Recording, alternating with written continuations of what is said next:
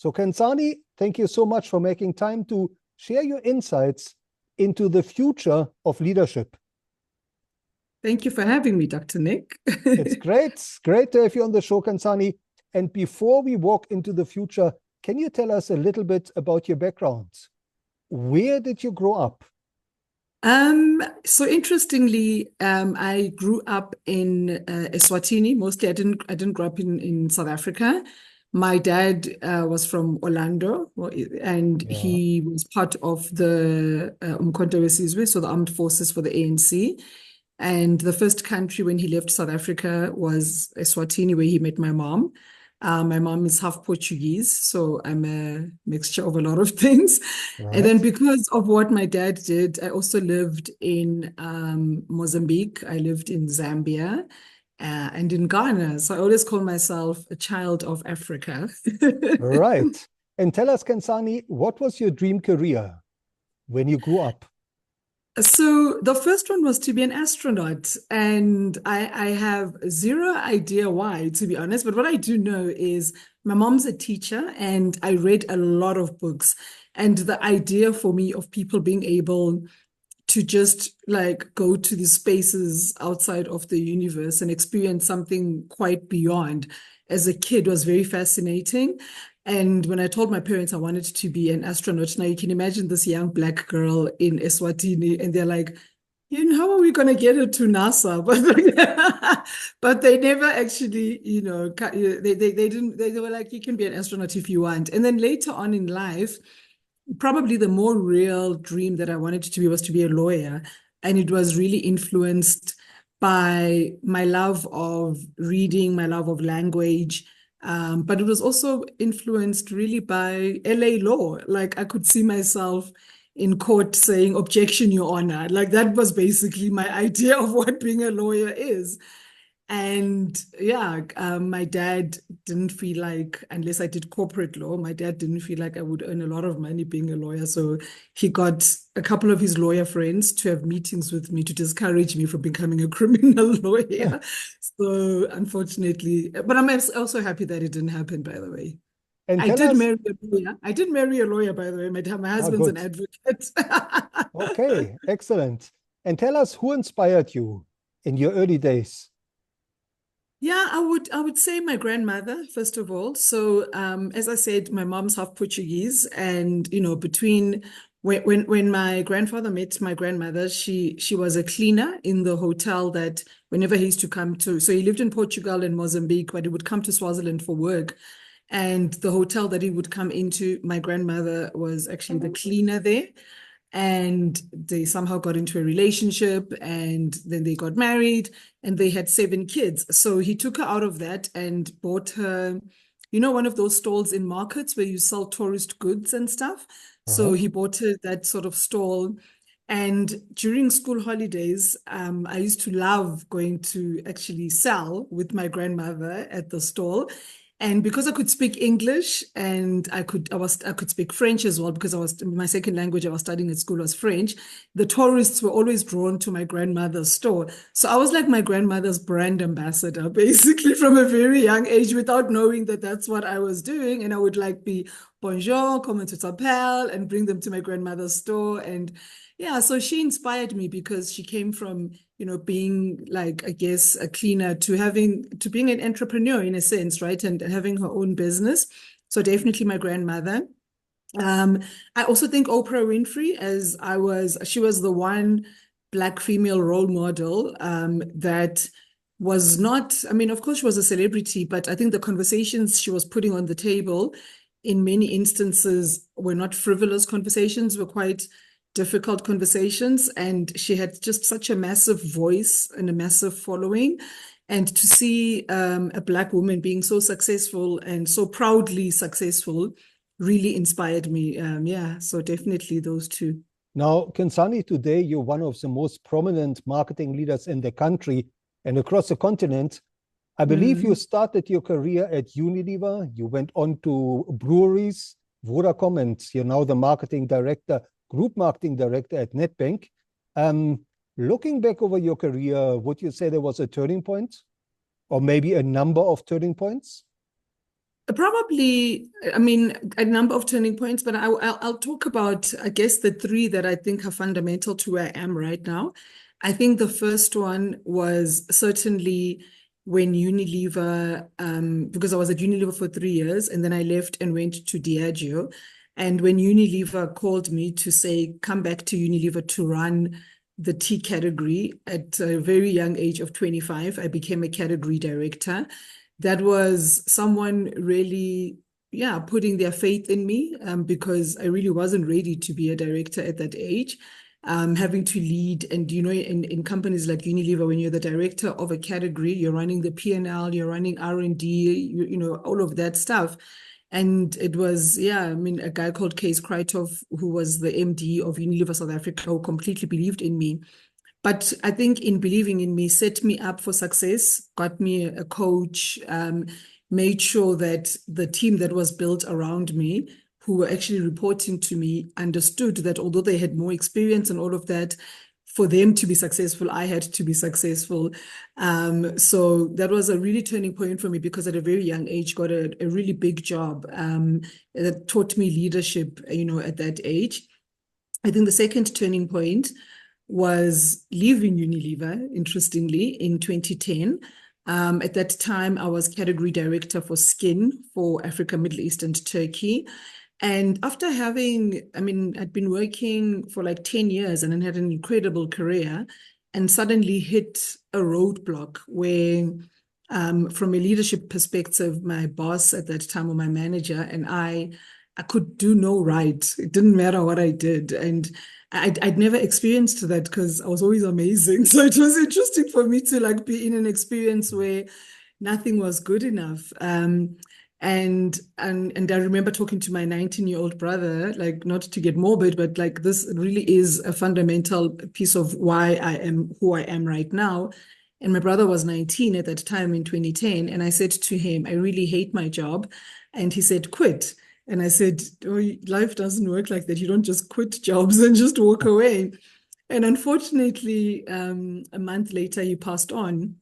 And it hit me really hard. And I realized that, you can't allow yourself to be in a situation where you're putting everything in it, but you're completely unappreciated, and then you die. That doesn't seem like a life well lived. So I resigned from Unilever, and Unilever itself, by the way, as an organization, was amazing during that time, because they said to me, take a sabbatical, and then you can come back. Here's a job, you'll find.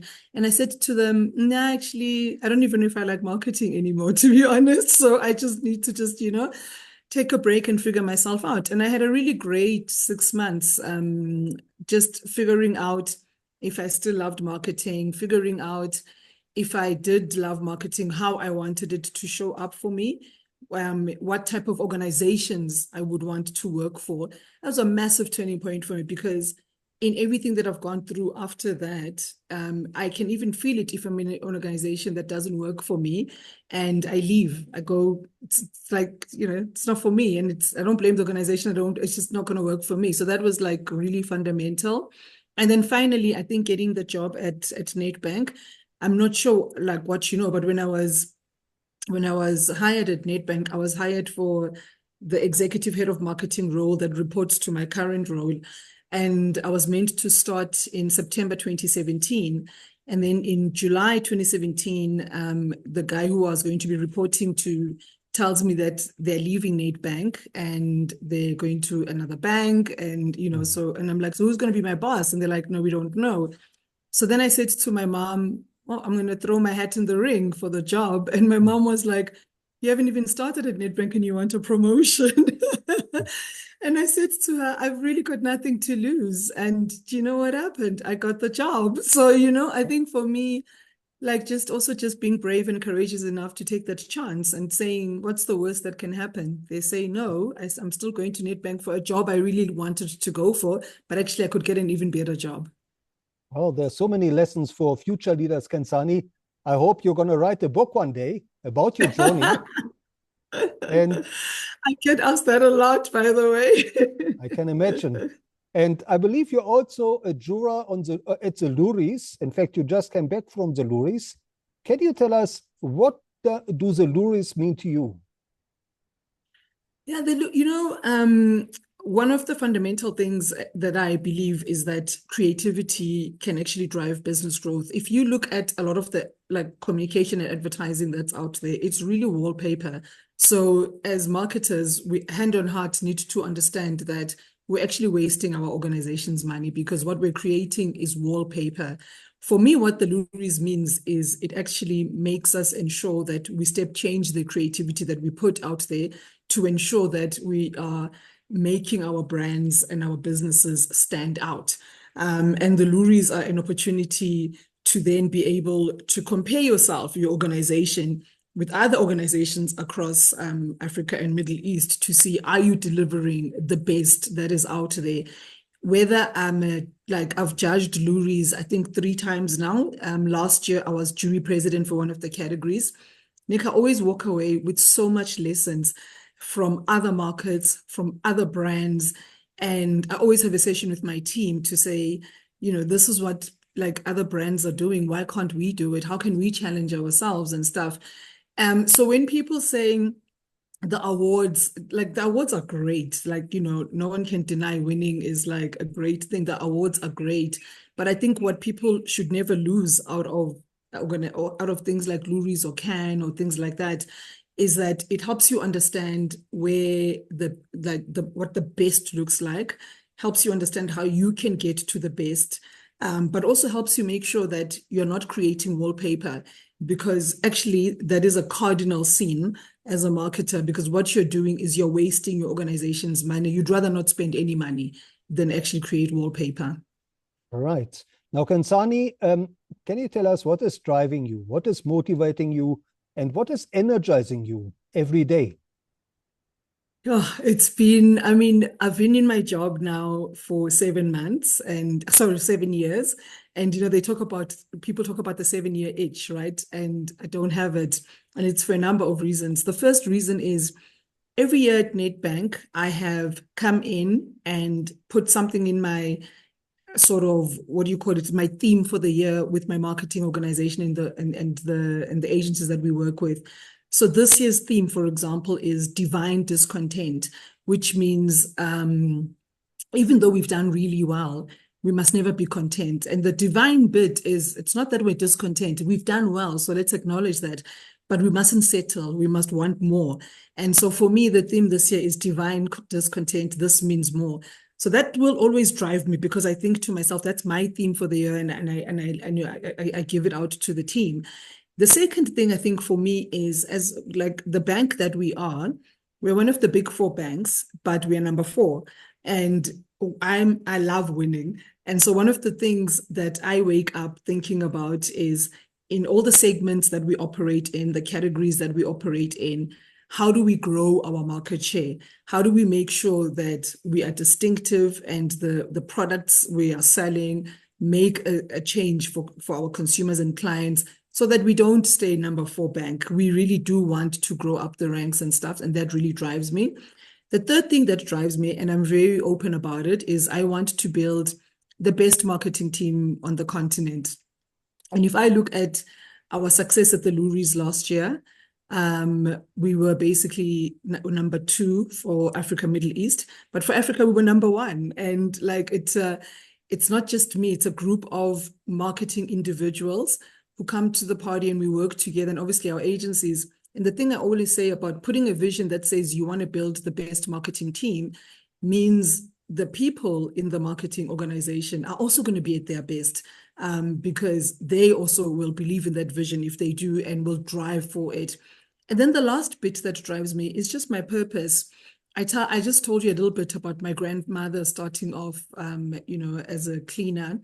I always say to people, my story was never meant to be. I was never meant to be talking at the United Nations about how marketing can play a role in sustainability. I was never meant to sit on a JSE listed board, a JSE listed company, because of what my background looks like. But it is here. It is indeed in front of people. It's happening. And so my purpose is to inspire young Black girls to know that there's the art of the possible. Where you start does not have to be where you finish or where you are now. Where you start is just a start. There's many things that you can do. There's many opportunities that you can get that can actually completely change the trajectory of your life if you take those opportunities on. So I get driven by showcasing the art of the possible, and it gives me energy when I hear people say to me, you inspire us. We're so glad to see you being very vocal. Those things give me a lot of energy and pride. Now, Khensani, you mentioned your ambition to make Nedbank the #1 brand, the winning brand in banking. Can you maybe share what are 1 or 2 top metrics that you are monitoring and driving to make that happen? I guess from a business perspective, it's very clear for us, it's market share growth. And it's interesting in banking, when you come from fast moving consumer goods, right? Market share is the holy grail. You're not winning if you're not growing market share. In banking, sometimes it's not that clear. So whilst we have all these other metrics like return on equity, headline earnings, all of that, my biggest thing is to say, let's ensure we understand all our key segments. So whether it's corporate investment banking clients, high net worth, youth, and then where are we sitting in those in terms of market share, and how are we then going to grow market share? And then within that, so I'll make an example. Let's take what we call the established middle. We then say within the established middle, let's say we are, in fact, we do pretty well in established middle, we're #2. Then we say, if we want to go to #1 for established middle, what's holding us back? We then look at our CVPs, so our products. We look at our communication. We look at the technology journey. If you're trying to apply, for example, for a product, what's the client experience that you go through? So we go through a number of things to really look at how seamless all of those things are, to solve for them, to ensure that if we were going to be #1, there's an ecosystem and a value chain that you really need to interrogate and solve for, especially against your competitors. And that's why the NPS score for us, like Net Promoter Score, is one of the fundamental scores for us, because what it's telling us is that what we're putting in front of our clients is something that they are very happy to go tell people about, which means hopefully we'll get people to, join the bank and grow market share. I think that's the business bit. The brand bit, Nick, no matter one of the things I'm really happy that I've been able to land at Nedbank is that you cannot grow a business without having a soul or who you are as a business, and that's the brand. And for us, from a brand perspective, I think, one of our biggest measures is looking at our purpose. Our purpose is to use our financial expertise to make a positive impact on society. And we track that to make sure that we are leading in that. And what are the things that we are doing to ensure that we're leading in that? And it's not CSI, by the way. It's a number of things. It's the role the Sustainable Development Goals play. We're about to release a new energy policy as a bank. The role that we play in ensuring that education is accessible to a lot more individuals in South Africa, because we truly believe as a bank that for Nedbank to be a sustainable and successful bank, South Africa has to be a sustainable and successful country. So those, I think, I would say market share in different segments, as well as from a brand perspective, like how our purpose is landing, and you bring those two things together, we believe that, we'll be able to grow the bank even faster. And by the way, if you look at our results in the last 3 years, we're in closed period right now. We're actually releasing our results on the 8th of March. All I can tell you is they're great results. Okay, so the future is green. Am I wrong? The future is green. Good. So Khensani, walking into the future, and I know it's a big question, but what does the future of leadership mean to you? I love that question. One of the things I always say is, I had a little bit of an argument when I was at Harvard doing AMP. I was doing a leadership course, and I remember the lecturer doing this walk around. When you're a leader, this is how you must appear. This is how you must walk, and all of that. And I said to her, I feel like you're describing a white man. Like, for me, that's not, and I don't, that for me is, I don't want to be that type of leader. I want to be the type of leader that, so for me, I think the future of leadership, one, is embracing your authenticity that can positively impact people. in a way that really drives them for growth and all of that. I don't think leadership looks a particular way. And I think one of my issues with that professor at Harvard was she was basically articulating leadership to look and sound in a particular way. And I can never be that. So allow me to be as authentic as I can be and build the team, in that way. I think the second thing about leadership that I'm seeing is vulnerability. And by the way, as I go through all of these, what you're going to realize is a lot of things, all of these things in the past have been looked at as, I would call it, what would I say? They've been looked at as, when they say, what are you good at? What are you bad at? Right? Like, so they're not great qualities, like to be vulnerable and all of that. What I have found, so last year, when I said to my team, I'd been going through a really tough time, and I said to my team, I was going to go take a 2-week personal retreat to Mexico because I wasn't okay. And the number of my team members who came to me to say, firstly, thank you for admitting that as a leader, sometimes you're not okay, because you allow us to be able to say that for ourselves. And then I came back really energized and stuff and being able to do the job that I need to do. So I think the future of leadership also involves vulnerability. And because we're not machines, we're not, like we're human beings as well. And we can't lie and say we're always on a high, and stuff.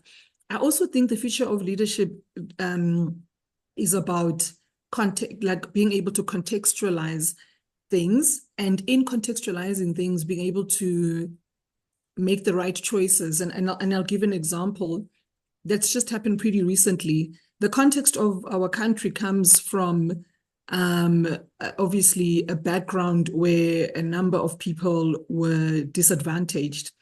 And in understanding that context, when you're a leader in a country like South Africa, you've always got to take those things in mind. You're not a leader in Europe where the context is very different. You've got to take the context of the space that you're in, the country that you're in, because if you don't, you're going to ignore a lot of things that are happening because that's the context of your country. And you are la-di-da-ding all around thinking everything's great, but there's things happening around you that you've got to be really aware of.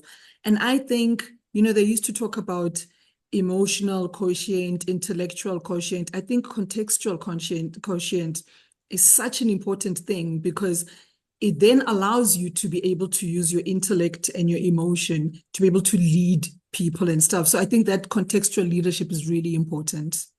Now, Khensani, as a leader of teams and the builder of future leaders, in your opinion, what is it we have to do more to develop future leaders and to encourage future leaders?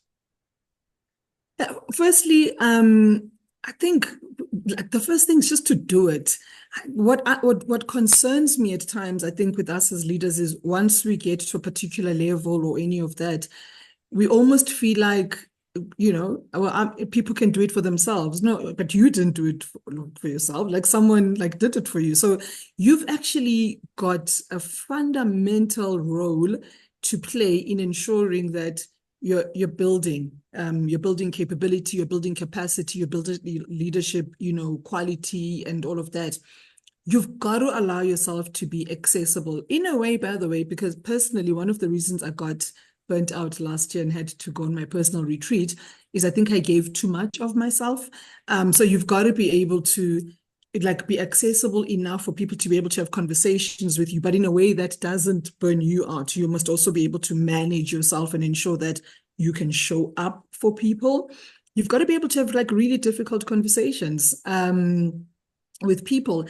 Like I said, after I left Unilever, when Unilever said to me, stay, blah, blah, blah, I should be able to say to someone, look, I don't think Nedbank is working for you. I think try something else. And it's not, we won't always work, right, in every organization. That's just how life is and stuff. So that, for me, when we build leaders is we need to be honest with them. We have to have difficult conversations with them. And I find that, and I don't know if it's a South African thing or what it is, that people really find it difficult to have honest conversations.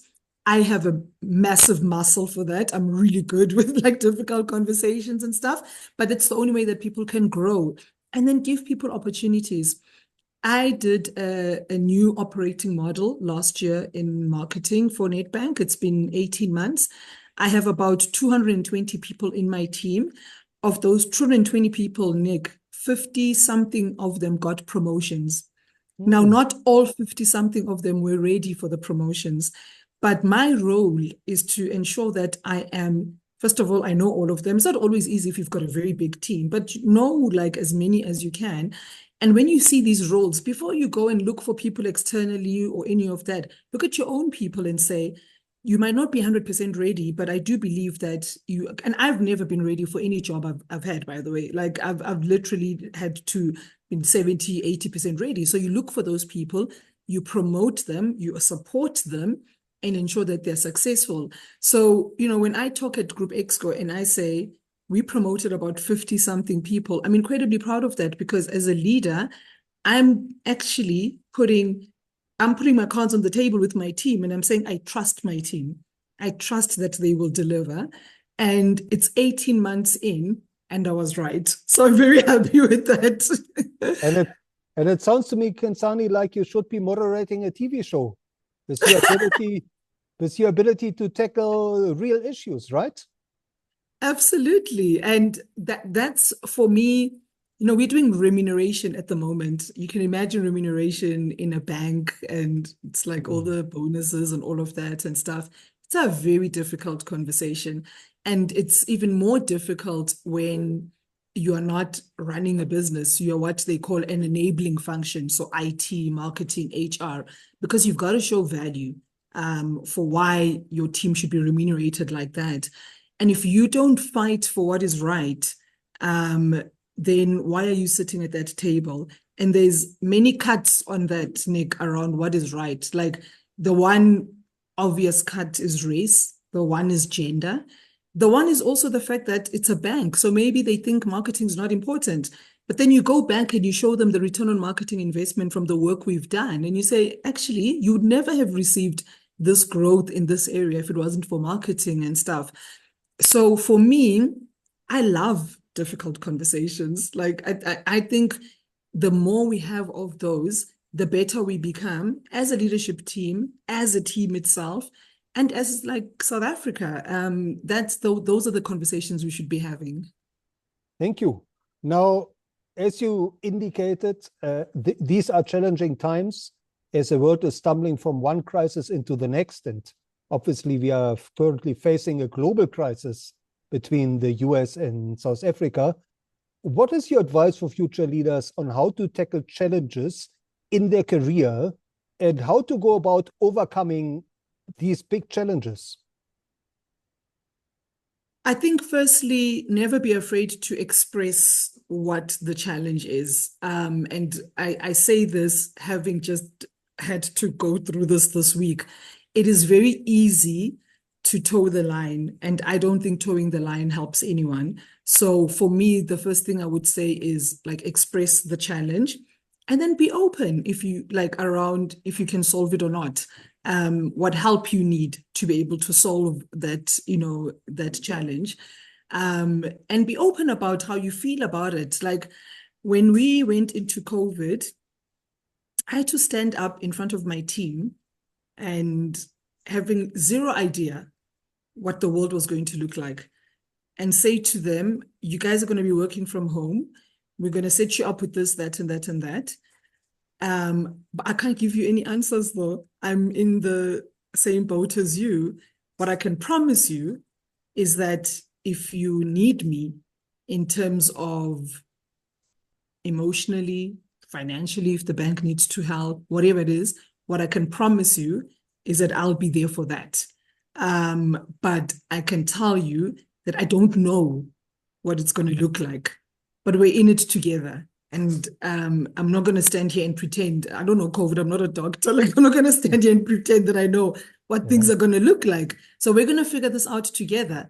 And I will be in the trenches with you guys. And the number of phone calls, Dr. Nick, that I had to do for family members, like, my team, family members dying, and you've got to show up, and you've got to like be empathetic. And I actually think during that time, I always reflect back to, if you remember, the leaders globally who were said to have done well in managing their countries through that crisis were women. And so I actually think, as we think about what leadership looks like in the future, we need to start thinking about things like empathy as superpowers versus oh, you can't be too nice to people. No, like, why, I think the world is hard enough already. It doesn't mean you shouldn't hold people accountable. I hold people accountable because I've got very high standards. But I think empathy is a really great superpower. So yeah, for me, I would say to leaders, there is a balance around going for gold, wanting to win, driving excellence, success, and all of that, and balance of understanding the context of the country, the context of individuals, and then bringing in that empathy to be able to deal with what are complex situations. And sometimes you have situations where people are not performing, not because they don't have the capability to perform, but because there's a context going on with them that you need to understand a little bit better. And you don't have to know the entire story, but please get to know people's stories. And I think once you get to know people's stories, I think you'll show up a little bit differently as a leader, to be honest. Now, Khensani, if you were to design a curriculum for future leaders, what are maybe one or two key skills you would want to factor in and teach? The first one is curiosity. I certainly believe that as human beings, we're not curious enough. And on anything, if you think about it, in marketing, in my job right now, when I started at Unilever, Nick, there was no digital marketing, there was no AI, there was no metaverse, there was none of those things and stuff. Now I can decide that I'm here now, I'm a CMO, I've done my thing.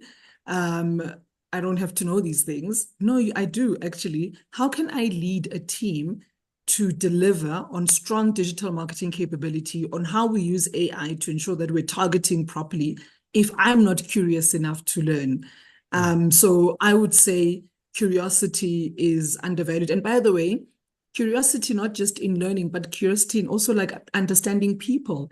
I've learned so much in terms of just reading different books around how people are challenged, how you can really energize a team. How I even came up with the concept of divine discontent. It's not my concept. It's an All Blacks rugby team concept, but I found it out because I was reading and, and you can, and for me, I don't judge how you read. You can audio, as long as you, I think like for me, curiosity would be number one. And by the way, then curiosity about yourself.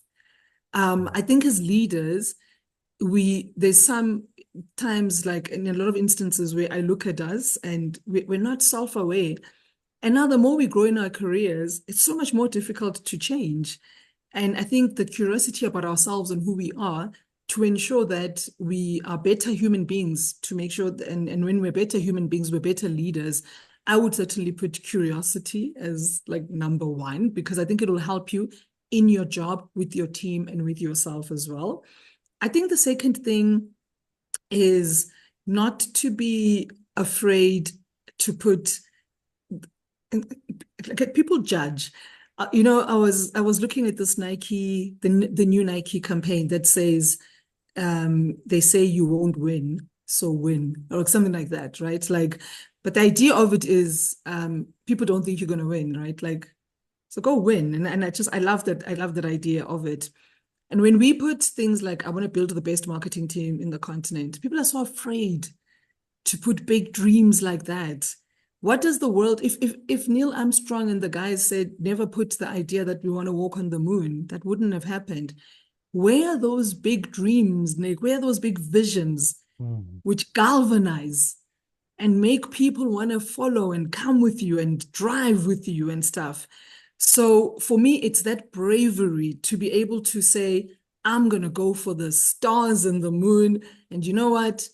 If I don't get there, it's cool. But I know that I'll be at a much better place than I'm at, as will my team, as will my business, as will be my organization. And never be afraid to articulate it because you're worried that people think you will have failed. No, you won't have failed. You will have done the best you can for the vision that you put out there. So I would say be bold and like driven enough to articulate a vision that some people can look at and say is cocky, is unachievable. That's fine. We wouldn't have never walked on the moon if people did not dream like that. Absolutely. Now, Khensani, as a mentor to so many future leaders, can you maybe share a success story or two without naming names where you mentored an upcoming leader and that person took your advice to heart?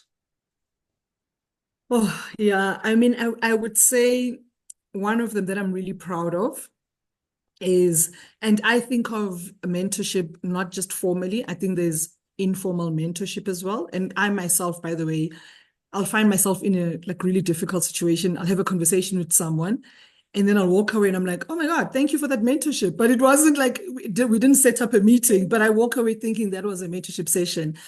The one person I'm incredibly proud of, so I'm going to tell the story, but I mean, I'm sure when they hear it, they'll know it's them. But in many ways, they are so focused on wanting to be a chief marketing officer, like at a particular age, and that's their focus. And at times, they've wanted to leave their current job because they've received these offers for this title, right? Like that's what they're driving. And every conversation that I've had with them, I've said, okay, remove the title. Do you understand the impact that you want to make in the role that you have? Do you understand that to make impact, you've got to have the trust of the exco that you work with? So these jobs that are being put in front of you, do you understand what that trust looks like? You've got to have the right budget to be able to make an impact. Do you know what that budget is? And in all those instances, that person, whenever we would have those conversations, sometimes has actually resigned and then come back to me and said, I'm taking my resignation back. I went back and I asked those questions that you challenged me on. And I realized that what was driving me was a title versus the impact that I can make and stuff. So I'm incredibly proud of her. When she'll probably listen to this and know exactly like, because, that's, but yeah, I think absolutely her. I think the second person for me is a young lady who, when I think about her joining, and she joined Nedbank, and in fact, I found her at Nedbank actually. And one of the things she used to say to me is, I find it really difficult to say anything in meetings. Like I feel like there's all these smart people. And what if I say something stupid? And, blah, blah, blah. And I said to her in one of the exercises that I gave her, I said, I give you one challenge. In every meeting, I want you to say one thing. And doesn't matter how people react to it. It doesn't matter how people respond to it. I want you to say one thing. And she said, why? And I said, okay, so think about when people go run Comrades Marathon. They don't just wake up and go run Comrades Marathon. They must train. They build muscle, right? Like, so what I'm teaching you is muscle of being able to speak and articulate yourself because you're saying one thing. And then you start getting to a point where you're like, actually, I've said my point and I don't like how it's landed is immaterial to me, And now I can't shut that person up. Like it's like literally beautiful to watch. And they're no longer at Nedbank. They've got a great job at another organization, very senior at that organization. I watch them make speeches representing that organization. And to come from saying, I don't know how to say anything in a meeting, to then stand up and run masterclasses and run speeches is something that just gives me a lot of light. And it's why, by the way, but in all of that mentorship, I started a program called Own Your Path. The best way I can describe it is Tinder for mentors and mentees. Right. And so you come onto the platform as a mentor, you say, I'm willing to mentor in this, places, in these ways. Here's how much time I'm willing to give. Mentees come in, they look, they match. And I launched it in October last year. And so until now, there's like 65 mentor-mentee relationships that have come out of that. And so, Nick, like what I found was that I don't have to be always the mentor, but I can provide a platform that allows for that to happen. And I think as leaders in South Africa, what we have to understand is we carry a torch that has been given to us, and we've got to figure out our own way that's authentically us of how we carry that torch forward. For me, this is what it looks like. It's the Own Your Path platform. And the other bit is the foundation that I started after my brother, which basically gives scholarships to young kids in the creative arts. One of them, Joey Gordon, so we paid for her fees. Well, the Alex Foundation paid for her fees. Was Young Creative of the Year last year at the Lourdes. And I sat there, I said, when she got announced, I sent it to my mom and I said, this is your son's, like legacy. And that for me is like what we as South African leaders, that's what we are tasked to do. It can't only just be about us. It has to be about how we ensure that we're growing a cohort of people who believe in the South Africa that we want to see. Well, that's a beautiful message, Khensani.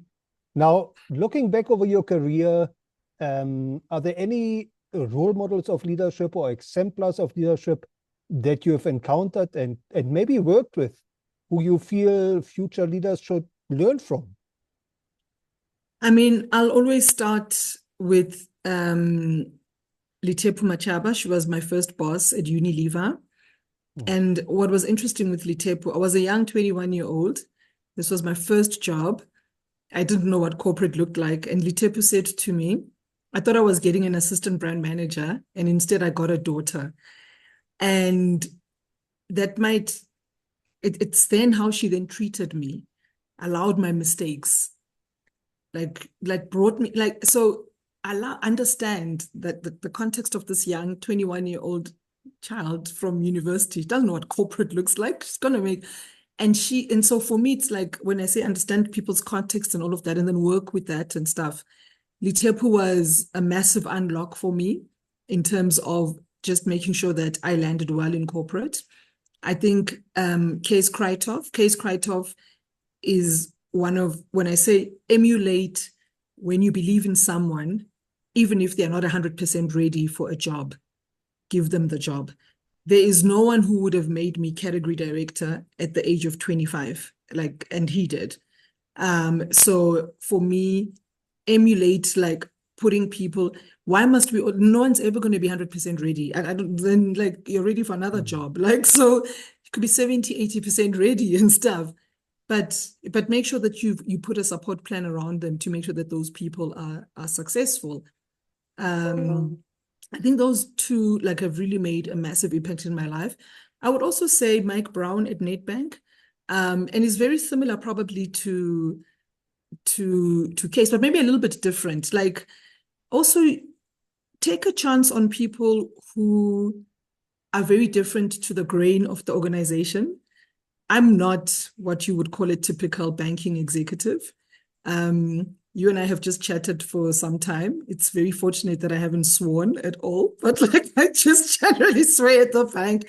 Yeah. I don't wear formal clothes at the bank. I wear sneakers. I'm incredibly relaxed.